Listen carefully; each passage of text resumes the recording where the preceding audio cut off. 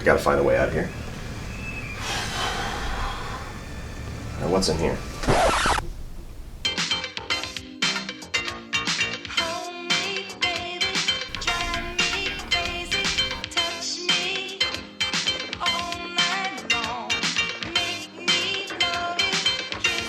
Okay, going back.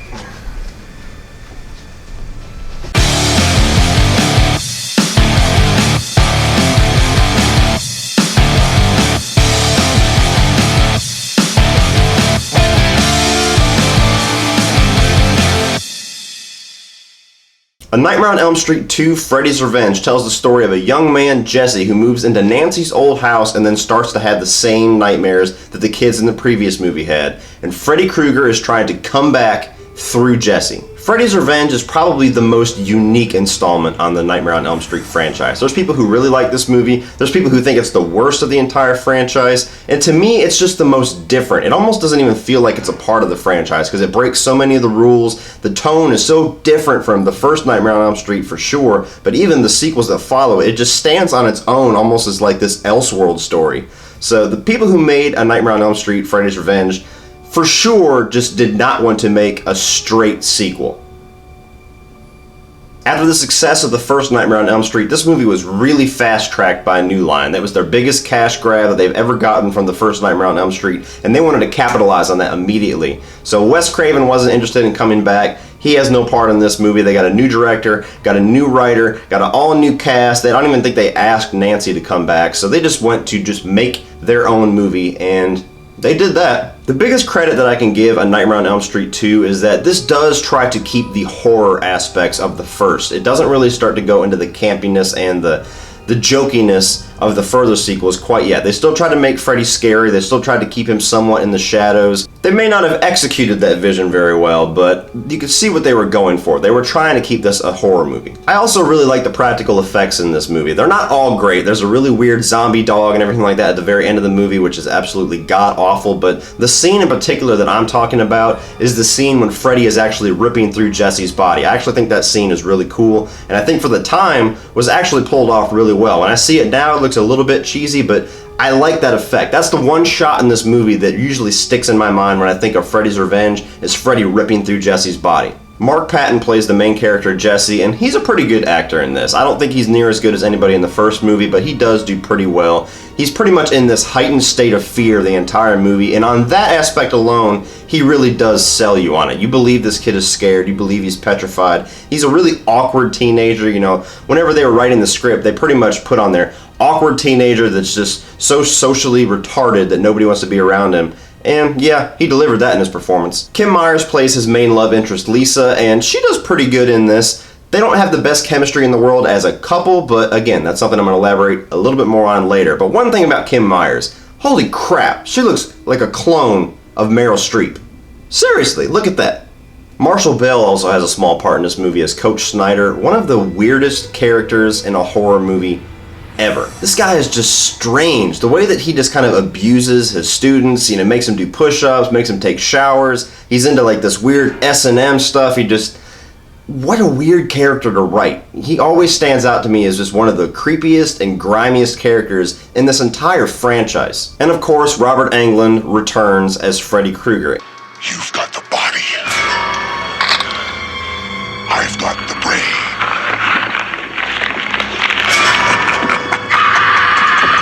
Interestingly enough, they didn't even want Robert Englund back in this movie because his agent really was savvy on the fact that they needed Robert Englund and they wanted to get a really big salary for him if he came back. So the studio went with just a regular stunt guy, but he was so terrible. They just bit the bullet, paid the extra salary, and got Robert Englund back. And for the most part, he does good as Freddy Krueger. This movie, to me, is where Robert Englund was the most subdued. He wasn't able to be as scary and as creepy and inventive as he was in the original Nightmare on Elm Street, and he wasn't allowed to be as funny and creative and comical in the later movies. This is kind of like a weird middle where he was just kind of there for the look of Freddy and for the swagger of Freddy and for the voice of Freddy. He's used, but he's not really unleashed The other big thing that this movie is really notable for among the franchise is that this movie has the biggest body count in any of the Nightmare on Elm Street movies. That has a whole sequence where Freddy comes out into the real world, he attacks a pool party, and he's just slaying people left and right. And even though I'm not going to categorize that scene as a pro for this movie because I actually have a pretty huge problem with it, it is notable as having that type of scene because in every other Nightmare on Elm Street movie, it's pretty much one-on-one kills. Freddy and whoever currently is asleep.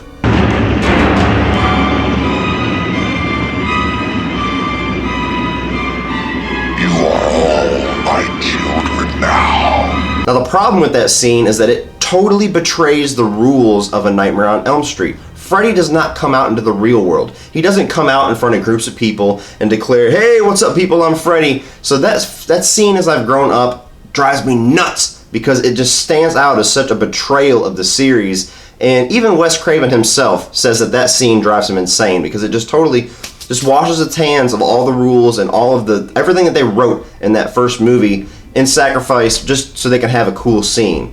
And no, it just doesn't work. Now as far as the negatives in this movie, first and foremost, none of the characters are as likable or as believable or as interesting as the characters in the first movie. A lot of them are really strangely written, like Coach Schneider. The parents are really strange. And really one of the main negatives that I have for this movie, which is a really important aspect of a slasher movie, is the kills aren't all that interesting. A lot of them are really strange, and even the one that is a straight up kill whenever Freddy rips out of Jesse's body and stabs his friend through the door, you don't get to see the kill. You just get to see the knife marks in the back of the door and blood dripping down. So it's pretty underwhelming as far as the kills.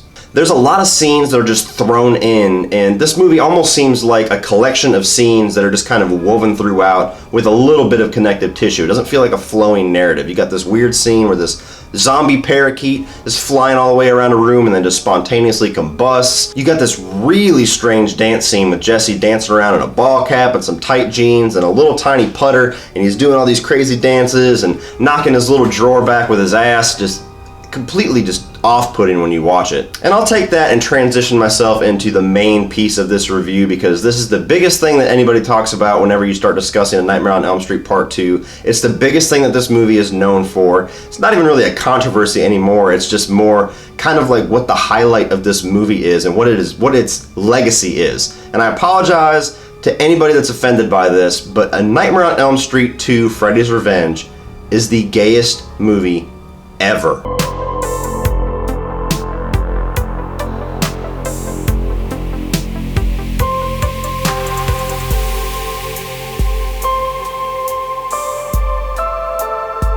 Believe me? Go ahead and look online. Google gayest horror movies ever and find one site that does not put A Nightmare on Elm Street 2 as number one. Seriously, go ahead. I'll wait. It's everywhere. That is everything that this movie is known for. When you watch this movie, holy crap, it is so in your face. It took the screenwriter until 2010 to finally admit that he wrote it in there and it was intended as subtext. That's not subtext, people. That is in your face. From the dance scene I was talking about, from the way that Coach Schneider looks at his kids, the little nightmare that he has where he meets Coach Schneider in an S&M gay bar, and then he takes him back and makes him do push-ups and forces him to shower while he watches, and then the way that Coach Schneider gets dispatched. He gets put into a room and gets attacked with balls in his face.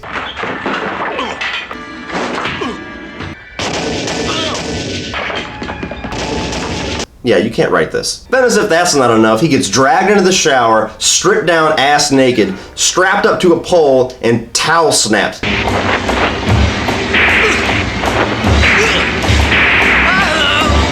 Then you have the entire character of Jesse. When you watch this movie knowing about the homosexual undertones and the subtext that was intended with this movie, you interpret this entire movie not as a Nightmare on Elm Street movie, but as a story about a gay man who is in the closet, who is coming to terms with his homosexuality, and he's fighting it the entire movie. Freddy is not Freddy in this movie. Freddy is his homosexuality. Just the way that some of the lines are written. When Jesse goes and he's screaming and crying about, "There's a man trying to get inside my body." Then they have this scene where him and Lisa finally have this tender moment. And they're in a pool house, and she starts coming on to him real strong, starts kissing him, starts to undress him, and he stops, gets scared, and leaves, and goes to stay the night at his boyfriend's house. Jesus Christ! You scared the shit out of me, man. Keep in mind that he's not running from Freddy. He's not running from the nightmare. He's not running from the numerous people who are getting slaughtered. He's running from a girl's advances. There's something inside of me. And last night it made me go to my sister's room. And tonight with Lisa on the cabana, it started to happen again. Something is trying to get inside my body. Yeah, and she's female and she's waiting for you in the cabana. And you want to sleep with me. And Mark Patton, the actor who plays Jesse, actually was a closeted homosexual whenever he filmed this movie.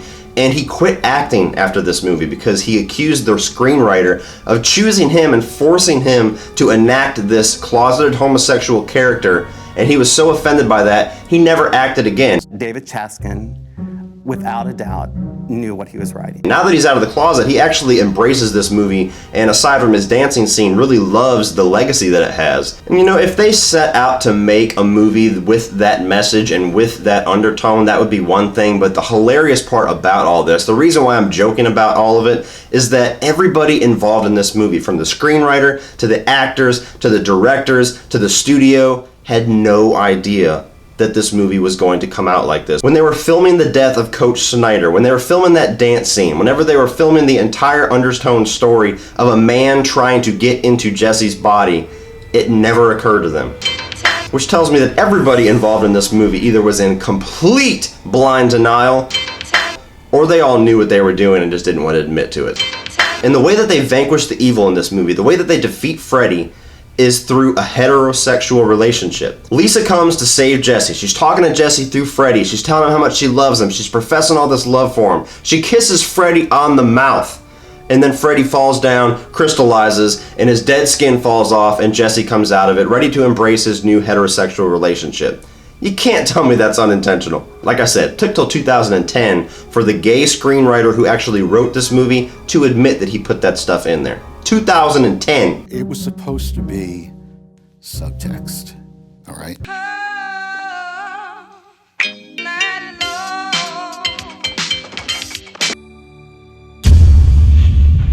Now, as far as my favorite scene or the scariest scene in this installment of the Nightmare franchise, I actually really love the opening to this movie, and it's for the same reasons that I picked my favorite scene in the original Nightmare on Elm Street movie, is because it has to do with betraying that security of school. It opens up, Jesse and a bunch of kids are on this school bus. The school bus starts driving wildly, drives off into the desert, off the main road. The kids are screaming, "Driver, stop, driver, stop." And the driver's revealed to actually be Freddy Krueger. And then the ground starts to break away, and they're basically just teetering on this little rock cliff, getting ready to fall into hell. And then Freddy just stands up, he's still in the shadows, and just starts wiping out kids on the bus. Very cool opening scene.